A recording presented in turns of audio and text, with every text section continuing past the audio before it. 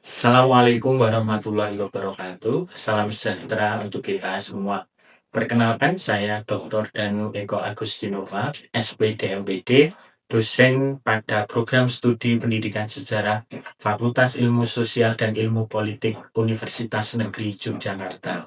Pada kesempatan ini, saya akan menyampaikan sebuah video pengajaran sebagai bagian dari dokumen pernyataan diri dosen dalam unjuk kerja Tridharma Perguruan Tinggi PDD UKT-PT yang merupakan salah satu persyaratan dalam proses sertifikasi dosen tahun 2025.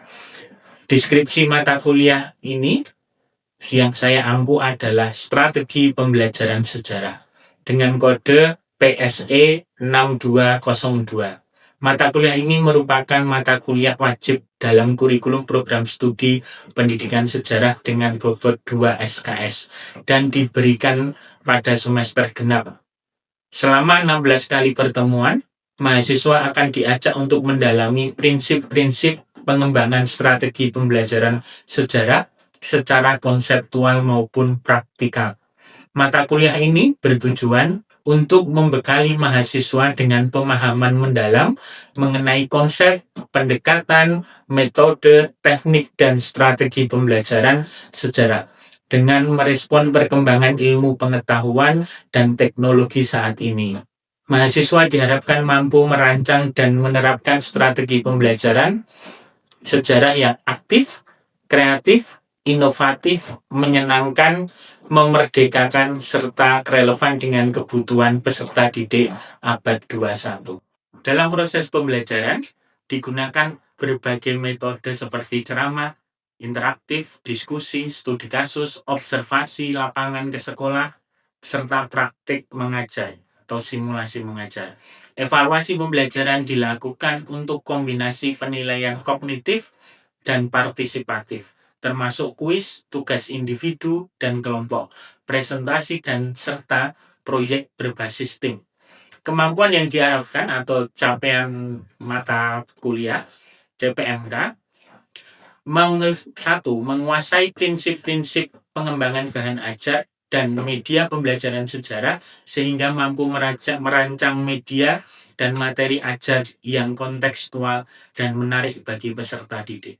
Dua, memahami teori dan praktik pembelajaran sejarah, mencakup pendekatan, model, strategi, metode, dan teknik yang sesuai dengan karakteristik peserta didik serta perkembangan teknologi dan informasi. Yang ketiga, memahami prinsip-prinsip strategi pembelajaran sejarah yang mencakup landasan filosofis, psikologis, dan pedagogis dalam menyusun strategi pembelajaran yang inspiratif dan membebaskan. 4. Menguasai teknik-teknik pembelajaran sejarah yang dapat diaplikasikan untuk menciptakan suasana belajar aktif, kreatif, inovatif, dan menyenangkan. Yang kelima, mampu mempraktikkan strategi pembelajaran sejarah yang inovatif baik secara mandiri maupun kolaboratif dalam bentuk micro teaching maupun observasi dan praktik langsung di sekolah. Metode yang digunakan. 1. Ceramah eksploratif interaktif digunakan untuk menyampaikan teori dan konsep dasar strategi, pendekatan, metode, dan teknik pembelajaran sejarah. Disampaikan secara interaktif dengan sesi tanya jawab agar mahasiswa lebih aktif. 2. Diskusi kelompok.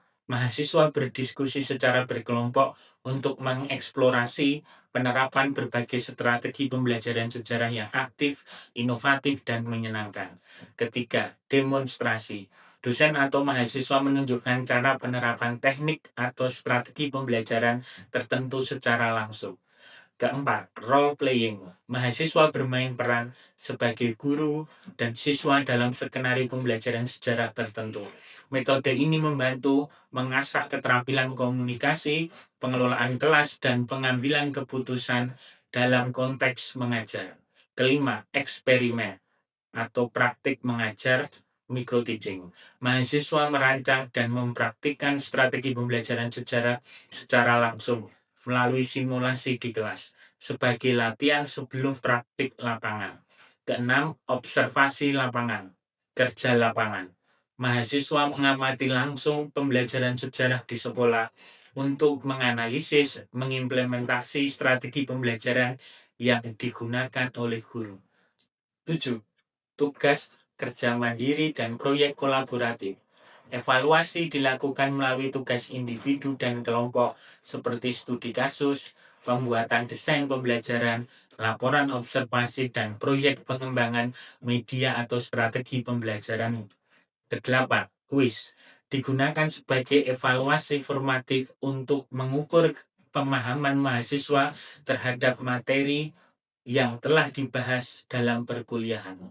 9. Evaluasi tertulis dan praktik meliputi ujian tengah semester dan ujian akhir semester serta penilaian terhadap tugas, presentasi, keaktifan, dan praktik mengajar. Komponen penilaian atau evaluasi terdiri dari untuk mata kuliah strategi pembelajaran sejarah ada dua bagian utama, yaitu komponen kognitif dan partisipatif, yang masing-masing memiliki bobot 50% dari total nilai akhir. Komponen kognitif mencakup kehadiran 5%, kuis 5%, tugas 10%, ujian tengah semester 15%, dan ujian akhir semester mencakup 15%, yang bertujuan untuk menilai penguasaan mahasiswa terhadap konsep, teori, dan materi perkuliahan. Sementara itu, komponen partisipatif meliputi studi kasus 25% dan proyek berbasis tim 25%, yang menilai keterlibatan aktif mahasiswa dalam proses pembelajaran, kemampuan berpikir kritis, kolaboratif, serta penerapan strategi pembelajaran sejarah secara inovatif dan kontekstual. Penilaian ini dirancang untuk mencerminkan keseimbangan antara aspek pengetahuan, keterampilan, dan sikap mahasiswa dalam menghadapi tantangan pembelajaran abad 21. Referensi saya gunakan cukup beragam, baik berupa jurnal buku sebagai berikut. Ada buku-buku yang terkait dengan strategi, metode, model pembelajaran, baik yang sifatnya pembelajaran sejarah maupun yang sifatnya umum. Selain buku, juga diberikan referensi terkait dengan artikel jurnal penelitian maupun artikel hasil pemikiran. Untuk praktik pengajarannya dapat ditampilkan dalam video berikut ini. Assalamualaikum warahmatullahi wabarakatuh. Waalaikumsalam warahmatullahi wabarakatuh. Selamat siang, salam sejahtera untuk kita semua. Rekan-rekan mahasiswa pendidikan sejarah, pada kesempatan siang hari ini kita akan melanjutkan perkuliahan mata kuliah strategi pembelajaran sejarah, di mana pada kesempatan siang hari ini materinya terkait dengan konsepsi dasar strategi pembelajaran, mengajar, dan mendidik.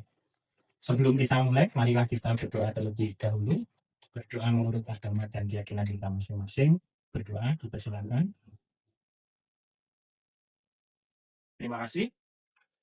Baik. Ada yang nggak hadir hari ini? Hadir semua, Pak. Jumlahnya ada berapa? 15 siswa. 15 mahasiswa. Baik.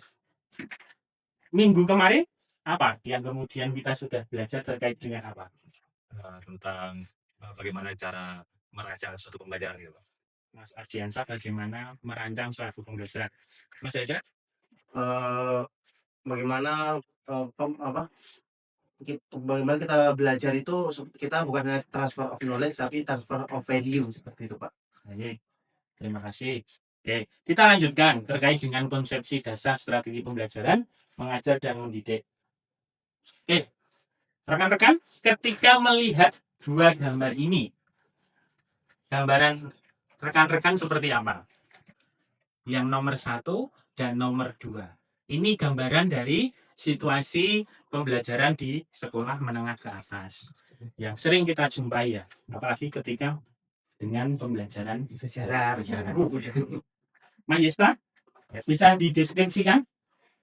Kalau untuk yang gambar pertama itu terlihat gurunya yang tidur, diikuti dengan murid-muridnya juga tertidur, menggambarkan bagaimana kelas sejarah itu bosan gitu, Pak. Jadi gurunya tidak berhasil mengajak anak-anak muridnya untuk engage dengan pembelajarannya, tetapi malah berakhir dengan tidur gitu. Tapi kalau untuk yang kedua itu gurunya dapat dilihat situ dia bersama seorang anak di depan yang kemungkinan sedang mengajar atau berdoa, tapi dapat terlihat bahwa guru itu berhasil menggunakan kemampuannya untuk mengajar. Dan terlihat juga itu di belakang juga ada PPT yang dibuat cukup menarik juga dan itu sebuah media yang baik untuk mengajar gitu. Terima kasih. Nah, menurut teman-teman nih, kenapa di sekolah bisa ada dua fenomena ini? Ada dua peristiwa ini. Kira-kira faktornya apa? Lewat.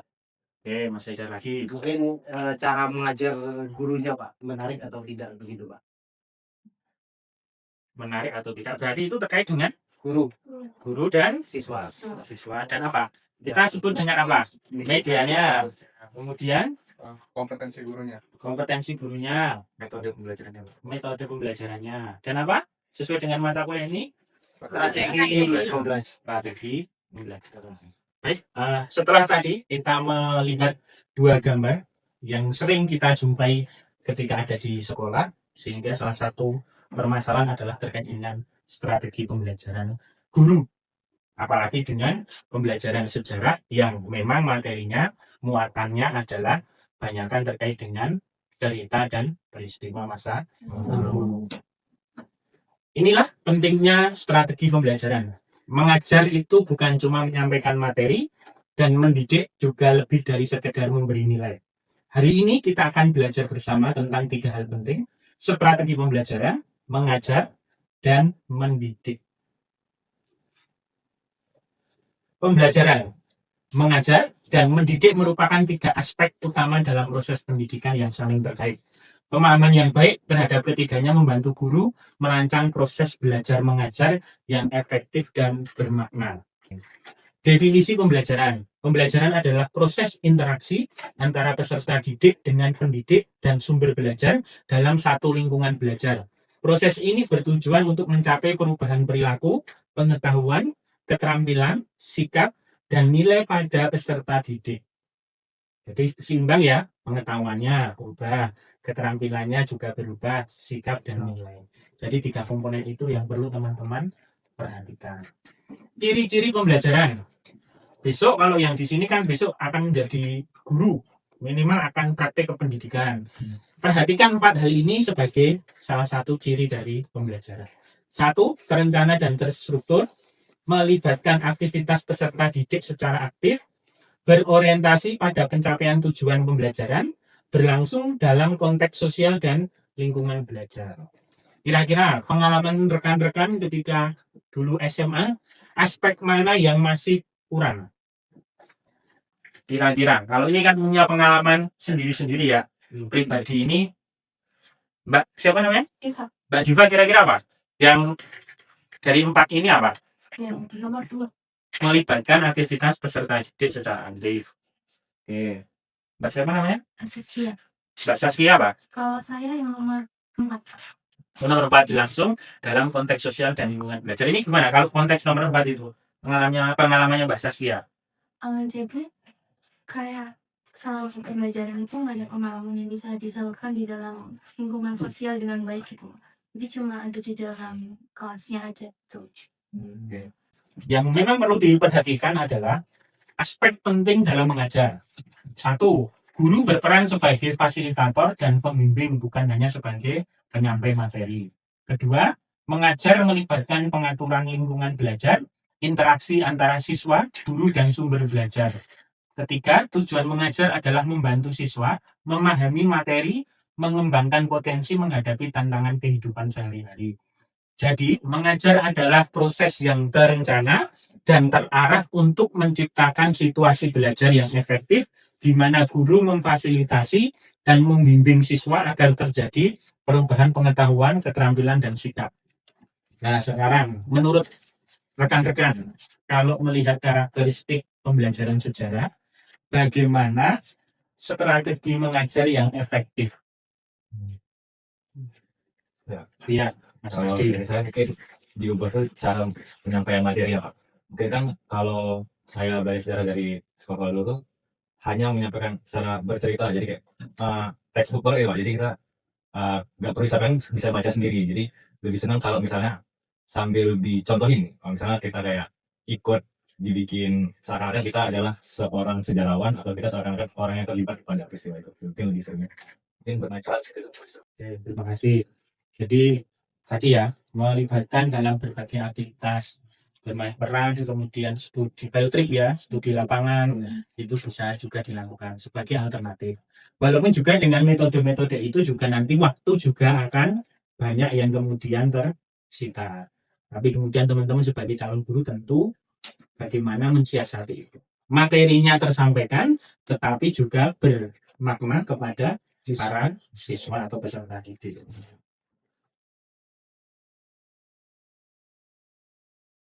Berikutnya adalah terkait dengan definisi mendidik. Mendidik adalah proses memelihara dan memberi latihan berupa ajaran, tuntutan, dan pimpinan yang bertujuan membentuk akhlak, moral, serta kecerdasan pikiran peserta didik. Mendidik juga berarti meneruskan hasil kebudayaan bangsa kepada generasi berikutnya, sekaligus membimbing perkembangan jasmani dan rohani agar terbentuk kepribadian yang utama. Jadi yang disampaikan Mbak siapa? Mbak Dewi. Kira-kira sosok guru yang ideal untuk bisa mendidik di sekolah itu harus seperti apa?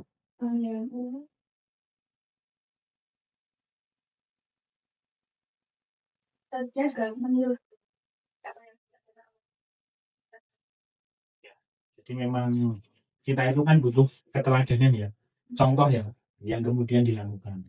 Sebanyak apapun nasihat, tetapi kalau tidak ada contoh yang nyata, itu juga tentu kurang efektif. Nah, itu nanti rekan-rekan ketika bisa menjadi calon guru, ketika praktik pendidikan itu diperhatikan. Jadi kalau masuk kelas ya on time, sesuai jadwal dan lain sebagainya. Jangan sering izin rapat gitu. Ciri-ciri mendidik: fokus pada pengembangan moral, sikap, dan karakter peserta didik. Kedua, melibatkan proses bimbingan secara sadar dan berkelanjutan. Ketiga, menggunakan keteladanan dan pembiasaan sebagai metode utama. Kalau dari kata ciri-ciri mendidik ini, menurut teman-teman, aspek yang dominan itu aspek apa? Moralnya itu juga karakter dari orang yang dididik. Ya, lebih ke aspek tadi. Nah, ini perbedaan pembelajaran, mengajar, dan mendidik. Aspeknya fokus, proses, dan hasil untuk pembelajaran. Mengajar, menyampaikan materi. Mendidik, pembentukan karakter. Pelaku, guru dan siswa dalam pembelajaran. Mengajar, guru, mendidik, guru, dan lingkungan.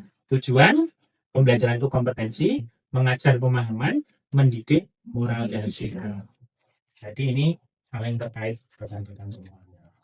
Lingkungan yang baik tentu juga akan mendukung keberhasilan proses pembelajaran di sekolah.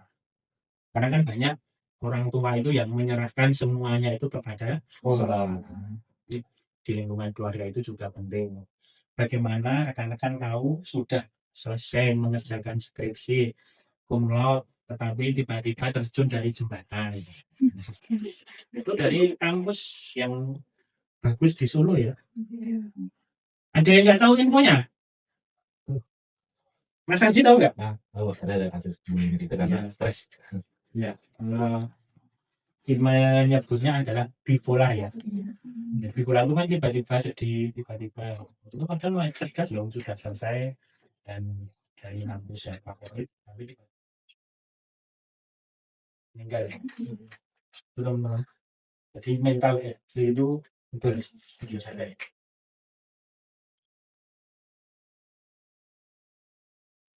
Konsep strategi pembelajaran. Strategi pembelajaran adalah rencana atau pola kegiatan yang dirancang secara sistematis untuk mencapai tujuan pembelajaran secara efektif dan efisien. Strategi ini mencakup pemilihan metode, teknik, dan media pembelajaran yang sesuai dengan karakteristik peserta didik dan konteks pembelajaran. Baik, rekan-rekan, terkait dengan konsep dan strategi pembelajaran, itu nanti ada fungsi strategi pembelajaran, membantu guru, memfasilitasi guru, menjamin pencapaian dari tujuan pembelajaran. Konsep strategi pembelajaran itu ada apa? 4.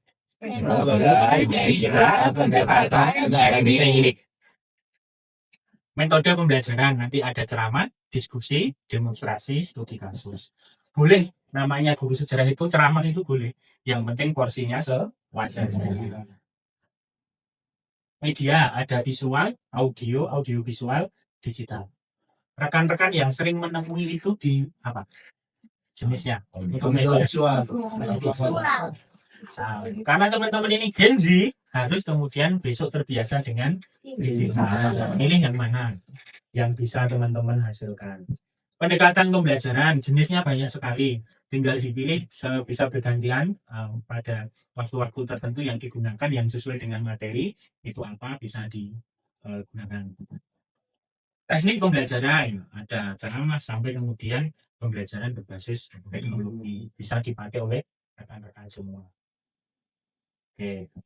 Sebelum ke kuis ada aktivitas yang harus rekan-rekan lakukan. Sudah saya kirim ke WA di mata kuliah di mata pelajaran. Berarti nanti kita bermain peran Ya. di depan. Siap, Pak. Selamat siang semuanya. Assalamualaikum warahmatullahi wabarakatuh. Hari ini Bapak akan mengajar tentang Indonesia masa proklamasi. Jadi apa makna proklamasi bagi Mas Adi? Oh, kalau saya kan proklamasi itu berarti titik di mana perjuangan kita tuh bisa bebas melawan penjajah Jepang pada masa itu ya. Jadi penjajah itu dari sebelumnya juga Belanda. Sehingga pada saat itu kita bisa merasakan, wah ini loh kita bisa jadi negara sendiri tanpa adanya campur tangan. Oh, bagus sekali. Tepuk tangan. Terus pertanyaan selanjutnya, jika kalian hidup pada zaman proklamasi kemerdekaan, kalian akan menjadi apa gitu? Silakan dari Mbaknya dulu. Kalau saya ingin menyebarkan informasi saja mengenai proklamasi kemerdekaan. Oh, bagus itu menyebarkan bisa dari paket pamflet, terus dari radio gitu. Selanjutnya, Mbaknya. Saya akan Wah, dia yang mempromosikan gitu, hebat gitu. Selanjutnya, Saya mau merumuskan proklamasi Pak. oh, jadi apa Subarjo itu? Siap. Oke, selanjutnya itu sangat luar biasa ya. Bapak akan memberikan tugas untuk kalian untuk membuat poster tentang proklamasi kemerdekaan gitu. Ada yang bertanya? Saya ingin Silakan. menanyakan, apakah perjuangan sekarang ini masih relevan dengan apakah masih relevan mengenai perjuangan proklamasi kemerdekaan saat ini? Oh, itu tentu saja masih sangat relevan ya. Walaupun proklamasi sebagai titik kulminasi perjuangan bangsa Indonesia, kita sebagai generasi muda harus mengawal bangsa kita supaya tetap di rel atau jalurnya sebagai bangsa yang besar, berdaulat, dan mandiri seperti itu. Tepuk tangan. Itu saja penyampaian materi dari Bapak. Lebih dan kurangnya mohon dimaafkan. Wabillahi taufiq wal hidayah. Wassalamualaikum warahmatullahi wabarakatuh. Iya, Pak. Terima kasih kepada Rombong Agung yang sudah sangat semangat memerankan simulasi yang sudah dipanjang. Demikian tadi kita belajar bermain peran. Kita sudah berada pada akhir dari perkuliahan ini, dari pembelajaran ini. Ada kuis, teman-teman, silakan bisa dikerjakan ya. Ini linknya sudah Bapak kirim. Nanti langsung akan ada jawabannya. Tinggal pilih nanti betul dan tidaknya sudah ada. Nomor 1, silakan dijawab. Kira-kira apa?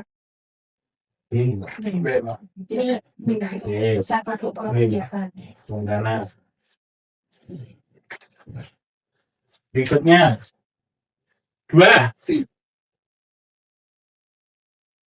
Masih ada?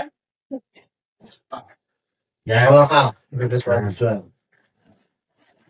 Kesimpulan dari perkuliahan ini, dari pembelajaran ini adalah pembelajaran tentang konsep dasar strategi pembelajaran, mengajar dan mendidik telah memberikan pemahaman penting bahwa ketiganya saling terkait dan harus dijalankan secara terpadu untuk menciptakan proses pendidikan yang efektif dan bermakna.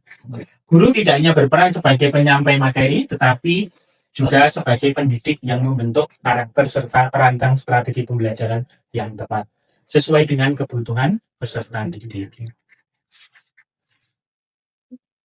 Ini sebagai tugas yang nanti silahkan bisa dikerjakan untuk pertemuan selanjutnya. Tugasnya adalah setiap mahasiswa merancang strategi pembelajaran yang lengkap dan sistematis berdasarkan situasi pembelajaran yang diberikan. Strategi harus mencakup komponen penting seperti tujuan pembelajaran, metode, teknik, media, dan evaluasi. Dari tugas ini ada yang ingin ditanyakan rekan-rekan? Berarti minggu depan ya? Ya, ini waktunya kurang lebih 1 minggu untuk mengerjakan ini. Nah, besok kita akan bahas, kita diskusikan bersama.